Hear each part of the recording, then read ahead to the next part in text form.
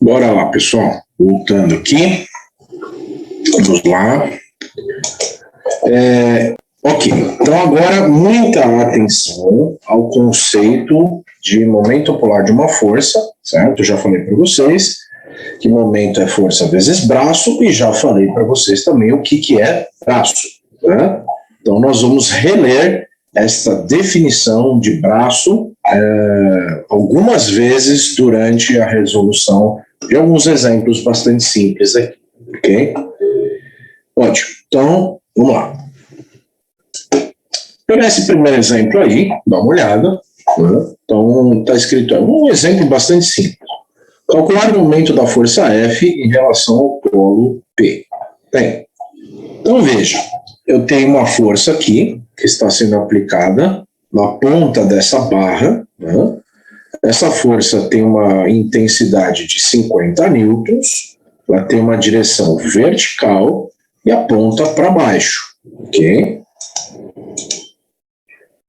Volto sim, Bruno, só um minutinho, ok? Peraí, deixa eu voltar aqui. Tá aí, pronto. Esse slide aqui, Bruno? Ok, beleza. Legal. Então, eu tenho aí essa força de magnitude 50 newtons, certo? Então, a intensidade de 50 newtons tem uma direção vertical e aponta para baixo. Então, ela é aplicada na ponta dessa barra e eu adotei o polo para efeito do cálculo de momento, aqui no chamado que a gente chama de engastamento, tá? Mas é um polo, é um ponto aqui. Não se preocupe com o que é engastamento, você vai aprender mais para frente em resistência dos materiais. Aqui é só para a gente exercitar o conceito de cálculo do momento de uma força. Vamos lá, atenção. Aqui eu tenho a força e aqui eu tenho o polo. Então agora o que eu vou fazer? A primeira coisa que eu preciso fazer, quando eu for fazer o cálculo do momento de uma força, antes, né, de começar o cálculo, enxergar a força, tem um valor de 50 newtons, e agora eu preciso identificar quanto vale o braço dessa força em relação ao polo, ok? Então vamos lá. Para você já começar certo, faça certo sempre da primeira vez, certo? Então isso daqui é uma rotina que você vai ter que criar na sua cabeça. Toda vez que você for fazer o cálculo do momento polar de uma força, você vai desenhar a linha de ação dessa força. Por mais simples que pareça, você vai desenhar a linha de ação da força. Como eu desenho a linha de ação de uma força? É muito simples. Dá uma olhada aqui, ó. Para você desenhar a linha de ação da força, na verdade, o que você vai fazer é desenhar a direção da força. Isso aqui é a linha de ação da força, beleza? É só pegar uma régua e colocar em cima do vetor força e estender a direção desse vetor, beleza? É só isso. Ok. Essa é a linha de ação da força. Então, essa linha que eu desenhei aqui em azul para você é a linha de ação da força. Tá aí. Beleza. Agora eu vou enxergar o braço da força. O que é braço de uma força? Vamos reler a definição de braço. Braço de uma força é a menor distância entre a linha de ação da força e o polo. Então agora, o que você tem que fazer aí é passar uma borracha mental nessa imagem, e aí a única coisa que você precisa enxergar é esta linha aqui em azul e este ponto aqui que é o polo. Qual é a menor distância geométrica entre estes dois elementos geométricos, entre este ponto e essa linha? Bom, na geometria, disse que a menor distância entre um ponto e uma reta é um segmento de reta que liga esse ponto e forma com a outra reta um ângulo de 90 graus, certo? Ou seja, a menor distância entre a linha de ação da força e o polo é representada por esta distância, certo ou não? Não existe uma distância menor entre este ponto e esta reta que não seja essa distância aqui. Uma reta que liga o ponto à linha de ação da força, formando um ângulo de 90 graus. Beleza? Ok.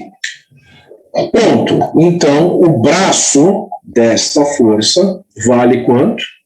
3 metros. Aí, ó, é a menor distância entre o polo e a linha de ação da força, que é exatamente esse segmento que está aqui em verde, que vale 3 metros. Prontinho. Então, quanto vale o momento polar dessa força? Vale a força vezes o braço, né? Ok, então vale 50, que é a intensidade da força, vezes 3, que equivale então a 150 Newton metro. Pronto, esse é o momento dessa força em relação ao polo P. Beleza? O Ivan perguntou, então tecnicamente o braço quase sempre terá 90 graus com a linha de ação? Sempre terá, Ivan. Sempre deverá ter 90 graus em relação à linha de ação da força. Já chegamos lá. Eu já estou conseguindo entender a sua dúvida. Aguenta aí que você vai tirar essa dúvida. Tá aí. Pronto. Beleza. Aí você fala, nossa, mas que ridículo. Cuidado. Cuidado. Beleza. Então, por mais simples que pareça, em muitas situações vai ser simples, faça exatamente este procedimento. Desenhe a linha de ação da força, identifique o polo, identifique qual é a menor distância entre o polo e a linha de ação da força, e essa distância é o braço. Aí você calcula o momento, força vezes braço. Aí você fala, nossa, mas como isso pode ser difícil? Calma, eu vou mostrar para vocês como isso é traiçoeiro, é perigoso. Beleza, então tá aí. Aqui está o exemplo resolvi, tá? Isso vai estar para você no slide daqui a pouquinho lá no Teams. Pronto, a linha de ação da força está aí. O braço da força, né? Enxergando o braço da força, de acordo com a definição, é a menor distância entre a linha de ação da força e o polo, certo? Eu sempre costumo fazer a seguinte brincadeira, né? Vamos lá, pegar uma lousa em branco aqui, ó, quer ver? Aqui. Whiteboard aqui, ó, pronto. Tá aí. Então agora vocês estão enxergando uma luz em branco. Beleza. Vamos supor que você tenha uma calçada na rua, certo? Aqui é uma calçada. Aqui é uma outra calçada e você vai atravessar a rua. Você é esse ponto aqui, ó, esse ponto vermelho. Beleza? Ok. Você é esse ponto e quer chegar nessa calçada aqui. Legal. Aí você começa a atravessar a calçada, né? A rua, né? Para chegar na outra calçada. A menor distância que você poderia percorrer para chegar até essa calçada aqui, qual seria? Com certeza não seria essa, né? Essa daqui não é a menor distância, né? Você teria que dar um número de passos maior. Essa também não é essa daqui, né? Ok. A menor distância possível entre você e a calçada é essa aqui, e nenhuma outra. Essa é a menor distância entre você, que está desse lado, e a calçada lá do lado direito. Concordam ou não? Ou seja, se você estiver numa situação de perigo, precisa chegar na calçada para se livrar de um atropelamento o mais rápido possível, você não vai correr, né, desse jeito aqui, na diagonal, né, em relação à calçada, nem assim. Você vai correr, né, formando um ângulo de 90 graus com a calçada, que aí é a menor distância possível a ser percorrida, para você conseguir chegar em segurança na calçada. Tá claro? Então eu faço esse exemplo para dar essa alusão ao conceito.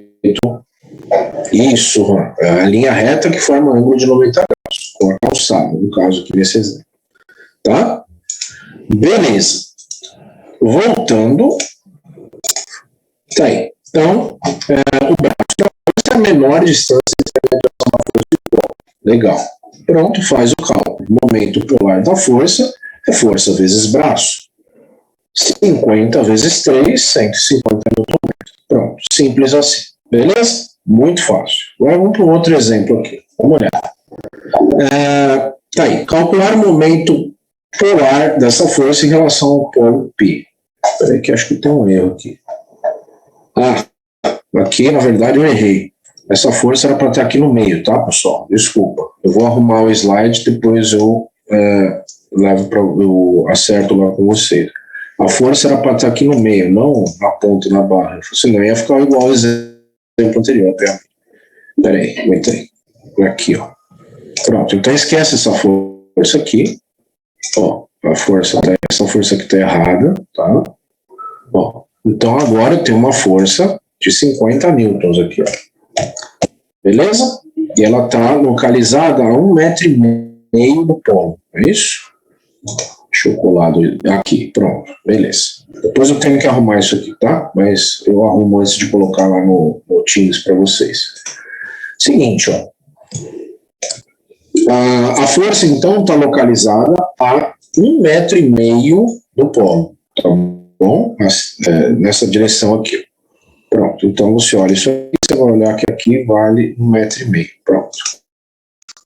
Agora ficou mais claro. Só para corrigir aqui momentaneamente, eu só arrumo isso com calma, não fiz bonitinho. Beleza, então o que aconteceu aqui, pessoal? A força é a mesma, observe. No exemplo anterior, a força também valia 50 newtons. Só que essa força de 50 newtons do exemplo anterior não estava sendo aplicada no meio da barra. Essa força estava sendo aplicada lá na ponta da barra, ou seja, com 3 metros de braço. Né? Aí você já vai querer atropelar tudo aqui e eu vou te frear. Né? Porque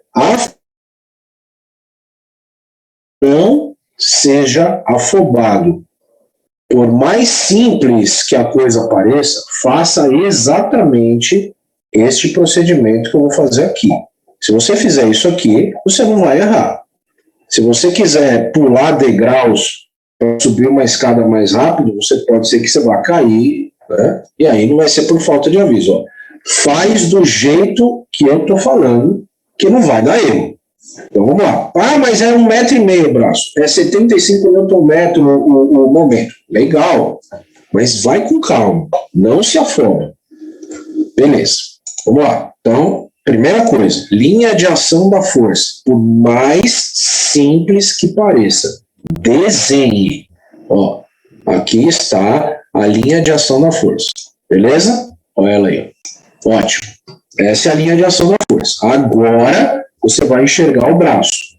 O que é braço de uma força? Braço é a menor distância entre a linha de ação da força, peguei uma cor ruim aqui, a menor distância entre a linha de ação da força e o polo. Pronto. A menor distância geométrica entre este ponto e esta reta é esse segmento de reta que forma ângulo de 90 graus com a linha de ação da força. Beleza. Aí sim você pode dizer com tranquilidade, legal, o braço vale quanto? 1,5 m. Pronto, aqui está o comprimento correspondente ao braço. Legal. Aí é só fazer a conta, né? O momento é a força vezes o braço, 50 é a força, o braço vale 1,5 m, ou seja, isso aqui resulta um momento de 75 Nm. Prontinho. Aí. Beleza? Ou seja, aqui a gente entende o quê? Que para realizar momento, para eu aplicar torque ou momento em alguma coisa, eu preciso de força e preciso de braço, certo? Quanto maior for o braço de aplicação da força em relação ao polo, maior será o momento. Quanto menor for o braço de aplicação da força, mantendo a força constante nesse exemplo, menor será o momento. Então, se você observar esse exemplo e comparar com o anterior, você observa que a força é exatamente a mesma, mas que foi aplicada num outro ponto, reduzindo o braço à metade, tornando o momento a metade do que era originalmente no exemplo anterior. Tá claro isso? Esse conceito, pessoal, é usado em inúmeras situações, né? Vamos pegar aqui um exemplo. Tem uma pergunta no chat, eu já vejo lá, tá? Vocês já trocaram, possivelmente, alguns de vocês aí, né? Já trocou o pneu de um carro, né? Beleza, você vai lá pegar a chave de roda, né? Você vai levar um pouquinho o pneu, vai levar um pouco o carro, mas antes você precisa soltar as porcas ou os parafusos lá no cubo da roda. É isso? Legal. Aí você vai procurar a sua chave de roda. Aí você vai lá e acha aquela chave de roda que está cada vez menor. Né? Daqui a pouco dá uma pôr no bolso. Pois é. Aí você vai com aquela chave lá pequenininha, acopla na porta ou no parafuso lá do cubo da roda, e aí você vai tentar, né, desrosquear essa porta ou parafuso lá do cubo da roda. Quando você faz isso, você tem o quê?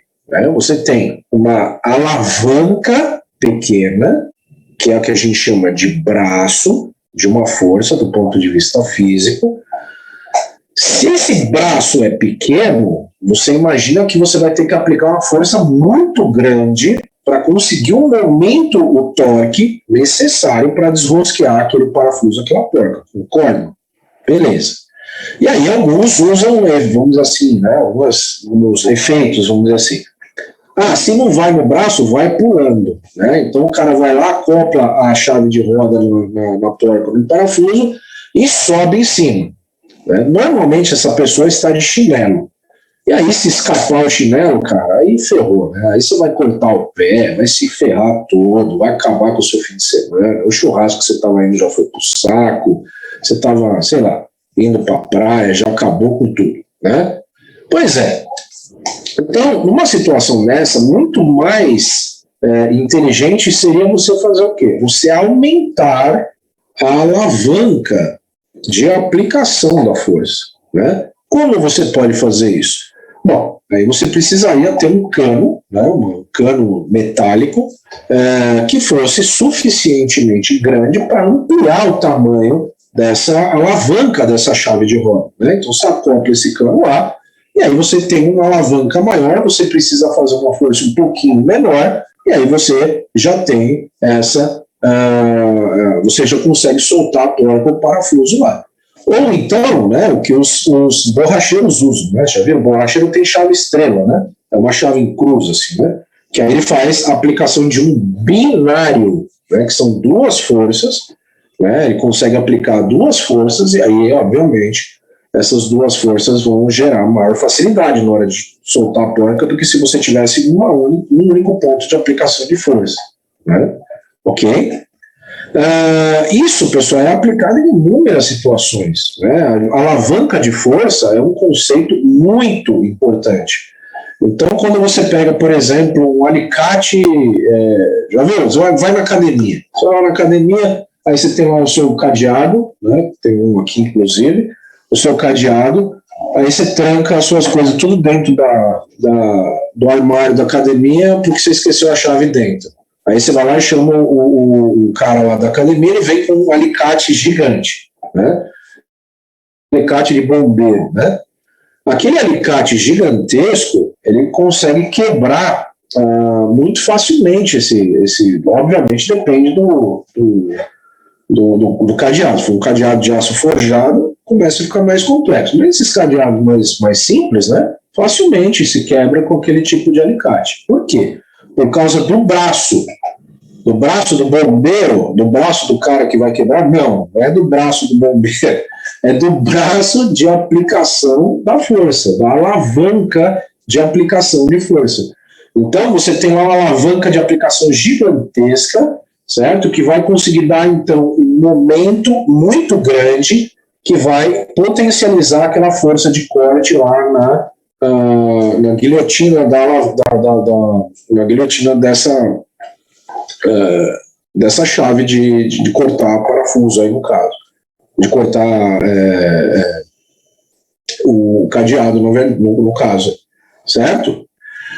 Um outro exemplo, né? Antigamente, né, os caminhões tinham volantes gigantescos, né? Por quê? Porque as direções hidráulicas não eram tão, vamos dizer assim, modernas, alguns nem tinham direção hidráulica. Você imagina, se fosse um volantezinho pequenininho, imagina como o cara vai virar ali. Ele precisa de uma força gigantesca para gerar um torque para conseguir virar o volante, né? Então os volantes eram enormes. Não sei se você já viu, volante de ônibus normalmente é grande, mas volantes de caminhões muito antigos eram volantes gigantescos, porque precisavam de um braço de aplicação desse binário, né, que são duas forças, uma que você empurra para cima, outra que você puxa para baixo e gira o volante, né?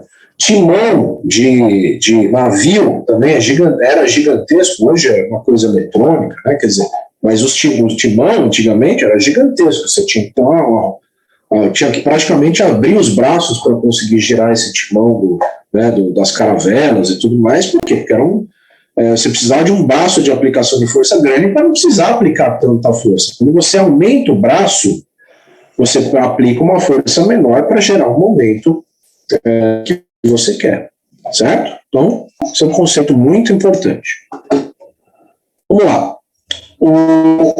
O Douglas perguntou, tem exemplo de alavanca inclinada? Tem, vou mostrar aqui.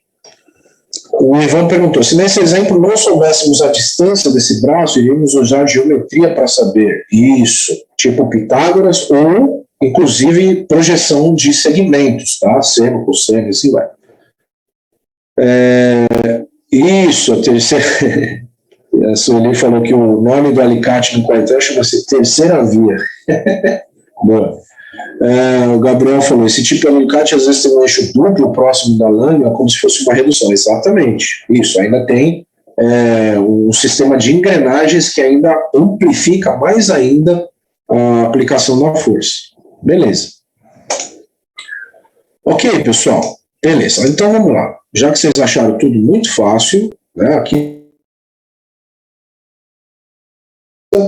tá aí 50 vezes 1,5, 75 Nm. Legal. Vamos ver mais um exemplo aqui agora. Ó. Agora, dá uma olhada no que aconteceu. Agora eu tenho a mesma força, continua sendo 50 N. Só que agora essa força está aplicada com uma direção não ortogonal à barra, não perpendicular à barra. Observe. Né? Ok? Então agora o que eu vou fazer? Eu vou dar aí 5 minutos para você pensar como você faz para calcular o momento dessa força. Beleza? Pode mandar pergunta no chat. Faz exatamente o processo que eu expliquei para vocês. Então, você vai desenhar a linha de ação da força aí, faz um rascunho aí no papel, certo? E calcula para mim o momento polar dessa força. Já já a gente continua aí.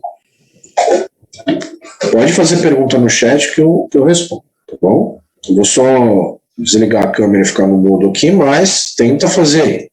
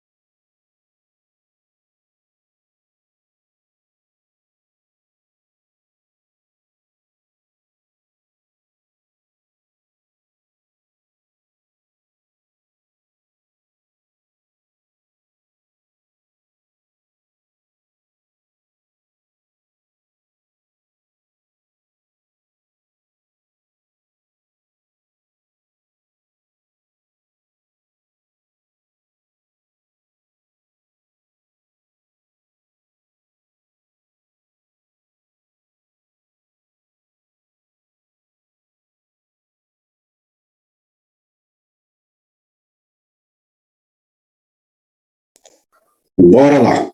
Vamos resolver isso aqui, então. Não é isso não, Jonatas. Vamos lá. Seguinte, pessoal. Tudo bem errar agora, não tem problema. Vocês vão aprender com mais detalhes nos exercícios, mas, vamos lá, atenção. Você não pode pular etapas, beleza? Se você pular etapas, você vai acabar errando. Então, atenção. Existe uma forma de você realizar isso daqui de uma maneira mais simples. Então, veja. Normalmente, quando a gente trabalha com forças inclinadas, o que a gente faz? A gente projeta essas forças, não é isso? A gente projeta essa força no eixo X e no eixo Y. Então, veja, observe. Eu vou projetar aqui essa força numa componente horizontal, observe, né? E vou projetar essa força numa componente vertical, certo? Pronto. Então, aí eu esqueço a força original. Essa força aqui horizontal, ela tem que intensidade?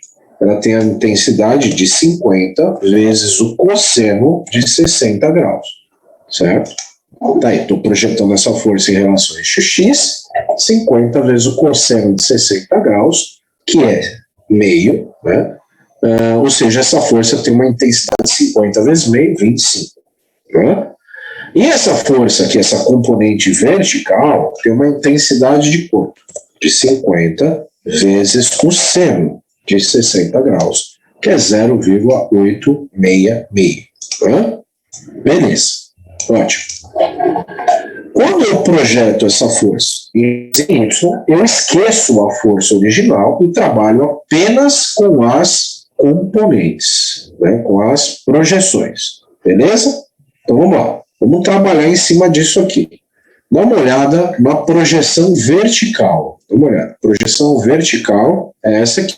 Então agora vamos calcular o momento gerado por essa projeção vertical, por essa componente vertical da força, em relação ao polo. Primeira coisa que eu vou fazer é a linha de ação da força. É muito simples. Não tenha preguiça de fazer isso que eu estou fazendo. Ó, desenhou a linha de ação da força. Agora você vai enxergar o polo, o braço, desculpe. O braço é a menor distância entre a linha de ação da força e o polo. Ó, o braço vale isso aqui, né? Então, a componente vertical dessa força, que vale 50 vezes 160, vai multiplicar esse braço, vale quanto? 3 metros, né? Ó, 3 metros, beleza. Então, você faz lá 50 vezes o seno de 60, vezes 3, que vai dar, o Ivan já falou, e agora há pouco, aproximadamente 130 Nm, 129,9, mais ou menos, é isso? Vou fazer a conta aqui. 50 vezes o seno de 60, vezes 3. Isso, 129,9 Nm, certo? Esse é o momento gerado pela componente vertical dessa força, beleza? Aí você fala, mas e a componente horizontal? Vamos lá. A componente horizontal vai acontecer o que com ela? Deixa eu apagar aqui algumas coisas. A componente horizontal, se você olhar com calma, e é por isso que você sempre tem que desenhar a linha de ação da força, é por isso que não é para você subir escada pulando mais de um degrau, né? Porque senão você vai acabar caindo. Ou seja, não é para você ficar pulando etapas para não errar. Dá uma olhada aqui, ó. A linha de ação da componente horizontal dessa força passa pelo polo. Qual é a menor distância entre uma linha e um ponto, sendo que esse ponto está contido nessa linha? É 0, né, pessoal? Isso significa que, quando a linha de ação de uma força passar pelo polo adotado, significa que essa força não tem braço. Ou seja, a força existe? Existe. Quanto vale? 50 vezes o cosseno de 60. Mas e o braço dela? Quanto é? É zero. A componente horizontal dessa força não gera momento. Bom, vamos lá. Para você exemplificar isso daqui, você vai ter que fazer uma coisa meio escondida no seu quarto. Calma, não é nada disso que você está pensando. Você vai ter que fazer uma coisa que, se alguém olhar para você fazendo isso, vai falar: ixi, rapaz, ele tá ficando doidão já. Ele começou a fazer engenharia, ficou muito louco. Depois conheceu o professor Fábio, ficou pior ainda. Aquele cara, uma influência para meu filho, para minha filha. Bom, o que você vai fazer então tem que ser de noite. Você vai lá na porta do seu quarto. Aí você vai pegar a folha da porta, né, e vai aplicar uma força assim, né, desse jeito aqui, ó, com essa intensidade aqui, ó, assim. Né, e aí você vai tentar fechar a porta do seu quarto com essa força aqui. Imagina que aqui está a dobradiça, né? Esse aqui é o trinco da porta, você vai aplicar uma força aqui assim. Pronto. O que vai acontecer com a porta? Ela vai abrir ou fechar, depende do sentido de abertura da sua porta. Agora, se você pegar uma força e aplicar ela assim na porta, dá uma olhada, desse jeito aqui, pode ser que você seja forte o suficiente para quebrar essa porta. Eu acho difícil acontecer isso. Né? Mas você vai aplicar essa força, vai aplicar, e não vai acontecer nada com essa porta. A não ser que ela, sei lá, ela dobre, se enverga, sei lá, vai que você é um cara muito forte aí, não sei, né? Mas o fato é, a linha de ação dessa força não gera alavanca. Se não gera alavanca, não gera tendência de rotação na porta. Para você abrir uma porta, para você fechar uma porta, você precisa aplicar nela um momento, não só uma força. Tem que ser uma força que tenha braço para gerar momento, ou seja, gerar rotação na porta. Se você aplicar essa força aqui desse jeito aqui que eu estou mostrando, você vai aplicar uma força que vai ter uma linha de ação que vai passar pelo eixo das dobradiças e a porta não vai girar. Certo? Tenta fazer isso, não deixa ninguém ver, senão vão achar que você está meio loucão, tá? Mas faça. Beleza? Isso, Ivan. Calma aí, a gente já chega lá. O Gabriel falou, na minha dúvida para saber quando usar seno ou cosseno. Vamos lá. Aí é projeção de vetor, tá? Quando tem um ângulo aqui, né? Não sei como que o professor ensinou para vocês isso lá quando vocês aprenderam a primeira vez. Eu falo assim, ó, tá com o ângulo cosseno, né? Então, com o ângulo de 60 graus. Aqui tem um ângulo de 60 graus, então eu estou projetando a força na horizontal, então tá com cosseno de 60 graus. Tem ângulo aqui? Tem. É o de 60 graus? Não. Então eu aplico o seno, tá sem o ângulo. Isso é uma regrinha prática para você aprender projeção de força, né? Com o ângulo cosseno, sem o ângulo seno. Tanto é que aqui seria a mesma coisa que se eu falasse que aqui é 30 graus, que é o complementar de 60, né? Eu falo que é o cosseno de 30, aqui, que é a mesma coisa que o seno de 60, ou o seno de 30, que é a mesma coisa que o cosseno de 60, certo? Aí é projeção de vetores, beleza?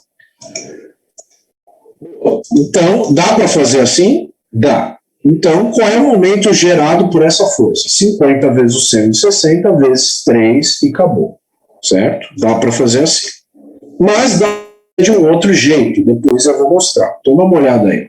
Projetou a força numa componente horizontal e numa vertical, pronto. E aí fiz o cálculo. Componente horizontal, 25 Nm, vertical 43,3. E aí mostrei aqui, ó, desenhando a linha de ação da força horizontal. Né? Primeiro fiz a horizontal aqui, ó, né? Calculando o momento gerado pela componente horizontal. Então está aí bem explicadinho. A linha de ação da força passa pelo polo. Então está escrito ali, ó, como a linha de ação da componente horizontal passa pelo polo, o braço é zero e o momento é consequentemente nulo, certo? Então, o momento da componente horizontal é zero. E 25 vezes 0 dá 0. E da componente vertical? A componente vertical, eu desenho a linha de ação da força, tá aí. O braço da força eu determino, né, a menor distância entre a linha de ação da força e o polo, vale 3 metros. Então eu pego o valor da força, 43,3 vezes 3, que dá os 129,9, certo? Ok? Beleza. O João Vitor escreveu uma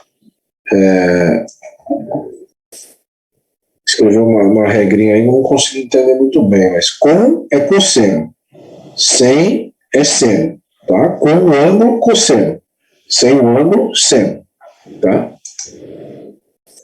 Beleza. Ah, professor, mas dá para fazer de outro jeito? Dá, certo? O Juan perguntou para eu explicar por que o braço é 0. Sim, aqui, ó. Pronto. Tá? Então, tá lá. Como a linha de ação da componente horizontal passa pelo polo, o braço é 0 e o momento, consequentemente, é nulo. Então, lembra, pessoal, para existir momento, tem que ter as duas coisas, força e braço. Nesta situação, essa força aqui de 25 newtons existe, ela tem intensidade. Mas como a linha de ação dela passa pelo polo, o braço dela é 0, logo o momento gerado por ela é nulo. Tá claro? O Eduardo perguntou, podemos dizer que em X o braço da força é 0 porque a linha de ação da força não faz ângulo de 90 graus com o polo? Na verdade, se você for a fundo na definição, Eduardo, de braço, né, qual é a menor distância entre a linha de ação da força e o polo? Se a linha de ação da força passa pelo polo, né, ó, a linha de ação da força passa pelo polo, a menor distância entre o polo e essa linha é 0. Né? Concorda? Se o polo está contido na linha de ação da força, não tem. O braço é 0. Ok? Então, tudo remete à definição de braço. Então, a definição de braço é uma definição extremamente importante. Beleza? Ok. Vamos lá. Ah, professor, tem uma outra forma de fazer. Sim. Né?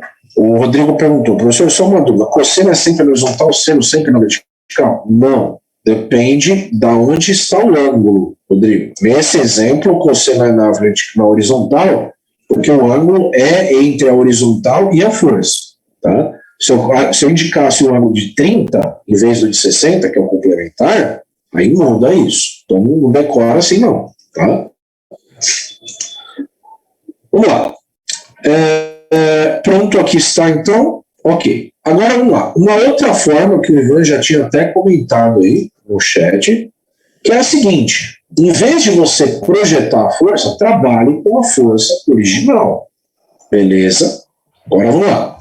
Aí você tem que ter uma visão geométrica um pouquinho mais apurada, hein? Atenção. Vamos lá. Olha aí. Aí você fala, nossa, mas o que é isso? Calma, vamos lá. Vamos olhar com calma. Cadê a força? A força é essa aqui, né? Olha a força aí. Primeira coisa que você vai fazer, ó. Isso aqui vai acabar virando uma maldição minha na sua vida. Se você não desenhar essa linha de ação da força, você vai errar. E não é por falta de aviso, hein? Então, cara, não pule etapas. Faça do jeito que eu estou falando. Confie em mim, certo? Tenho mais de 10 anos dando aula dessa disciplina aqui. Confie em mim, né? Confia no pai, né? Não é assim que fala? Vem com o pai, confia no pai, sei lá. Um negócio assim. Ok? Então, não pule etapas. Primeira coisa que você vai fazer, desenhar a linha de ação da força. Olha ela aqui. Tá aí. Pronto. Essa é a linha de ação da força. Beleza? Ok. Agora, lembra, como que desenha a linha de ação da força? É prolongamento da direção da força. Só isso. Aí nada. Você coloca a régua em cima do vetor e prolonga a direção dela. Pronto. Acabou. Agora, vamos lá. O braço da força é a menor distância entre a linha de ação da força e o polo. Então agora você passa uma borracha mental aí e enxerga isso aqui, ó, uma linha aqui e um ponto aqui, que é o polo, esse cara aqui. Tá? Qual é a menor distância entre esse ponto e essa reta? A menor distância entre esse ponto e essa reta é isso aqui, ó. É uma reta que sai do ponto e forma um ângulo de 90 graus com a linha de ação da força. Pronto. Tá aí. Esse é o braço da força. Aí você olha e fala, mas e agora? Né? Como que eu calculo isso? Calma, relaxa. Né? Então veja. Usar um pouco de trigonometria. Né? O braço da força é esse segmento. Né? Esse segmento você sabe que vale 3 metros. Esse ângulo aqui é oposto a esse, logo esse ângulo aqui vale 60 graus, certo? Você pode usar trigonometria, projeção de segmentos, pode usar Pitágoras, certo? Você sabe que a hipotenusa desse triângulo aqui vale 3, certo? Esse ângulo aqui vale 60 graus. Se esse ângulo vale 60, esse vale 90, esse aqui vale 30 graus, certo? E aí, é só projetar 3 metros vezes o cosseno de 30 graus, certo? Cosseno de 30 graus, que você vai ter o braço da força. Tá aí. Ok? Então é geometria aqui. Pronto, então dá uma olhada aí. 3 vezes o cosseno de 30 graus, e agora, atenção, se você tem dúvida nisso daqui, eu estou projetando esse segmento aqui, né, através deste ângulo de projeção, nessa linha. Né? Então, isso aqui é projeção de segmentos. Tá? Então, isso é geometria. Então, 3 vezes o cosseno, está com cosseno, né? Cosseno de 30 graus, cosseno de 30, 50 vezes 3 vezes o cosseno de 30, que dá 129,9 Nm, do mesmo jeito que a gente calculou pelas projeções. Ok? A Isabela disse que tentou fazer assim, beleza. O que importa é que a gente estimular essa tentativa. Em vez de converter a força, converte o braço. Exatamente. Em vez de você projetar a força, você projeta o braço. É isso aí. Qual é o método menos passível de erro? Vamos lá. O Rodrigo dos Santos. Veja, pessoal, se você tem mais conhecimento de geometria, esse método é relativamente simples. Agora, se você tem dificuldades com relação a isso, né, quando você pega uma força inclinada, fica mais fácil, sem dúvida, você projetar a força. Né? Então, se você tem uma força vertical e uma força horizontal, fica mais fácil. Mas veja, o conceito de braço, esse você não escapa. Se você tiver o conceito de braço fraco na sua cabeça, fatalmente você vai errar. Seja pelo método de projeção da força, seja pelo método de projeção do segmento correspondente ao braço. O conceito de braço aqui é fundamental. Beleza? Tá claro, pessoal? Então, cuidado, hein? Não é porque uma força está aplicada assim, ó, alguns, logo no começo, quando eu lancei esse exemplo, alguns falaram assim, o braço é 3. Né? Por quê? Cuidado. O cara que falou que é 3, não tem problema nenhum, não quero ridicularizar ninguém. Pessoal, aqui é para errar, não é para errar na prova. Você tem que aprender. Então, se você errou, não tenha vergonha. Né? Se você falou para mim que o braço é 3, por que você errou? Porque você leu a definição assim. Braço da força é a menor distância entre a força e o polo. Ponto. Aí você olha isso aqui e fala, a menor distância entre a força e o polo é 3 e acabou. E erra feio, certo? Por quê? Porque não é a menor distância entre a força e o braço, é a menor distância entre a linha de ação da força e o polo. Então, faltou um pedaço ali. Ou seja, faltou enxergar a linha de ação da força. Pronto, enxergou a linha de ação da força aqui. Aí você fala, beleza, essa é a linha de ação da força. Agora você vai enxergar o braço. O braço é a menor distância entre a linha de ação da força e o polo. Pronto. A menor distância entre a linha de ação da força e o polo é essa aqui, e nenhuma outra, né? Quando você trabalha com a força original, né? Ok? Pronto. E aí se forma esse triângulo retângulo, e aí você tem que enxergar que se esse ângulo aqui é 60 graus, esse aqui também é 60 graus, porque é o oposto, né? Se esse é 60, esse é 90, para fechar os 180 graus do triângulo retângulo, 30 graus, né? Tá aí. Pronto, esse é 30 graus. Então eu projeto 3 metros nesta direção aqui. Então isso requer uma certa visão de geometria. 3 vezes o cosseno de 30 é o braço, que é esse segmento aqui. Pronto. Vamos às perguntas. Mas o exercício, se um exercício pedisse o braço, seria necessário? Aí sim, aí sim. Mas isso não vai acontecer, tá, Ivan? Porque, na verdade, o cálculo é para a gente chegar no cálculo do momento, tá? A Sueli perguntou, professor, quando o braço é projetado, ele aumenta de tamanho ou diminui? Nesse caso, ele diminuiu, né? Porque se é 3 vezes o cosseno de 30, ele ficou mais, ele diminui. Né? 3 era um comprimento que você projetou naquela diagonal, ele diminuiu de tamanho. Tá? Tá aí. Pronto. Então, com isso, pessoal, nós encerramos a aula de hoje, mas eu tenho alguns avisos, não é para você sair correndo e ir embora, tá? O Evan fez outra pergunta. Aqui. O Evan perguntou, e professor, para que usamos o momento? Então, na aula que vem, vocês vão... Então, vamos lá, já agora eu vou entrar um pouquinho na aula que vem. Na aula que vem, nós vamos começar a estudar a dinâmica do sólido em translação. O teorema do para a translação diz que, para haver translação, a somatória dos momentos atuantes no sólido tem que ser igual a 0. Pronto. Aí está a aplicação do cálculo de momentos.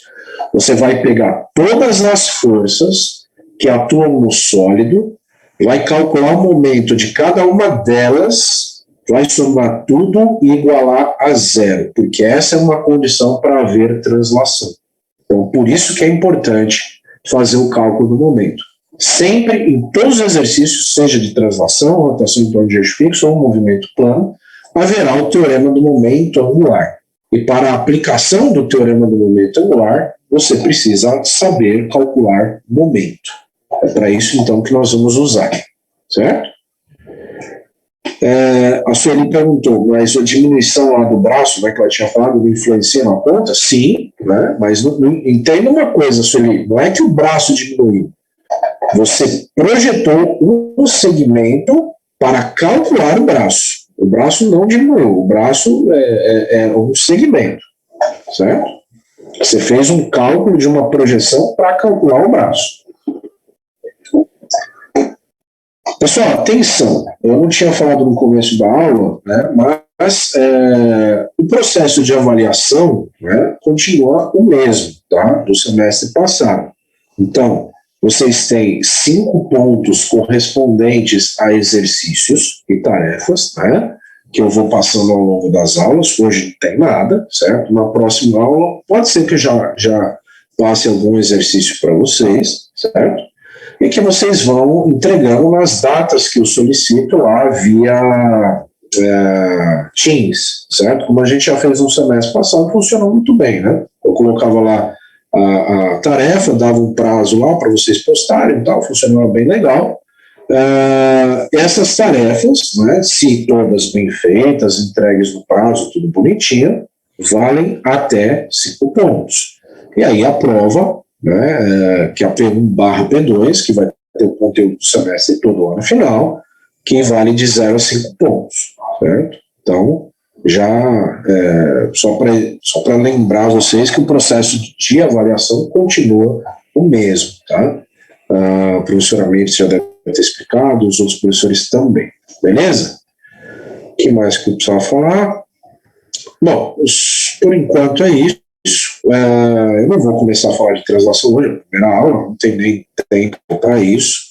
Mas na próxima aula nós vamos falar de translação e já vamos começar a fazer exercícios, tá? A parte de teoria de dinâmica dos sólidos é uma parte relativamente curta, né? Não tem muita teoria que nem tinha lá em cinemática. Cinemática era bastante teórico. Dinâmica é uma coisa relativamente simples, e como eu disse, o processo de resolução dos exercícios é bastante mecânico, certo? É sempre a mesma coisa. Você lê o enunciado, coloca as forças, aplica o teorema do centro de massa, aplica o teorema do momento angular e fechou. É isso, certo? Basicamente, um exercício de dinâmica dos sólidos se resolve assim. Beleza? Só que aí tem os conceitos envolvidos na colocação das forças. Ok. Bom, hoje é a primeira aula, encerra um pouco mais cedo, certo? Mas, se vocês tiverem dúvidas, eu continuo aqui à disposição no chat. Se não, um ótimo fim de semana para vocês e até a próxima sexta-feira. Boa noite.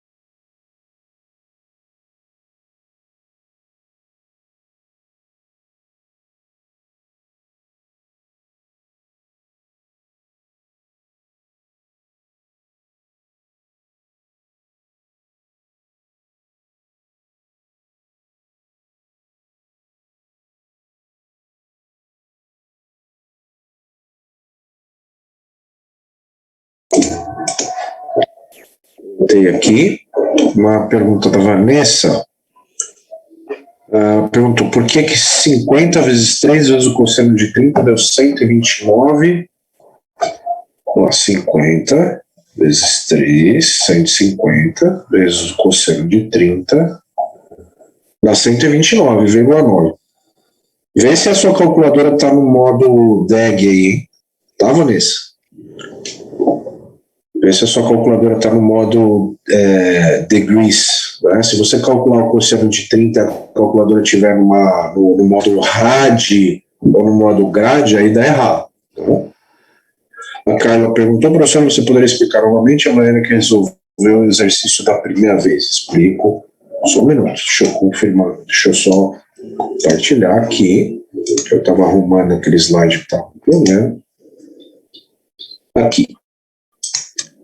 Então, Carla, existem duas possibilidades. Ou você projeta a força, ou você projeta o segmento correspondente ao braço, certo? Bom, na primeira forma, eu projetei a força, né? Então, o que eu fiz? Peraí, que sumiu tudo aqui. Agora sim. Aqui, ó. Então, eu projetei, que é uma força inclinada, né? Essa aqui é a força original. E aí eu projetei ela numa componente horizontal e numa componente vertical. Pronto. Né? Então, quando eu tenho um vetor inclinado, eu projeto ele numa horizontal e projeto ele numa vertical, e aí gera as projeções. E aí eu trabalho com as projeções e esqueço a força original. Tá? Pronto. Então, trabalhando com as projeções, eu vou calcular, por exemplo, o momento gerado pela componente vertical. Linha de ação da força é essa aqui, né? O braço vai ser a menor distância entre a linha de ação da força e o polo, ou seja, o braço da componente vertical, né, vale quanto? 3 metros. Então é 50 vezes o seno de 60, ou o cosseno de 30, que dá no mesmo, né, vezes 3. Pronto. 50 vezes o seno de 60 vezes 3 dá o 129,9 lá, né, como eu mostrei aqui. O que eu mostrei primeiro dá aqui. Pronto. Né? 43,3 é o valor da componente vertical, ou seja, 50 vezes o seno de 60, certo? Pronto. Agora, a componente horizontal, como eu disse, você vai fazer do mesmo jeito. Desenha a linha de ação da força e acha o braço. Só que na hora que você desenha a linha de ação da força da horizontal, o polo está em cima da linha de ação da força. Se você reler mentalmente a definição de braço, né, que braço é a menor distância entre a linha de ação da força e o polo, se o polo está em cima da linha de ação da força, a menor distância entre o polo e a linha de ação da força, que é a definição de braço, é zero. Né? Então, o braço é zero, multiplica uma força, torna um momento zero. Ou seja, a única componente que gera momento aí é a componente vertical. A componente horizontal não gera momento aqui, certo? Outra possibilidade, né, que seria essa daqui. Em vez de você projetar a força, você projeta o segmento correspondente ao braço. E aí é essa forma que eu expliquei. Certo? Ótimo, cara. Ok, Vanessa, conseguiu aí, né? Tá. Isso, então deve ser não sei se você estava na calculadora, às vezes a calculadora estava no modo para trabalhar com ângulos em radianos, tá? Mas tem que ter certeza que a calculadora está em graus, no modo DEG, tá? Legal, beleza. Tudo certo? Beleza? Mais alguma dúvida? Se não, boa noite aí a todos.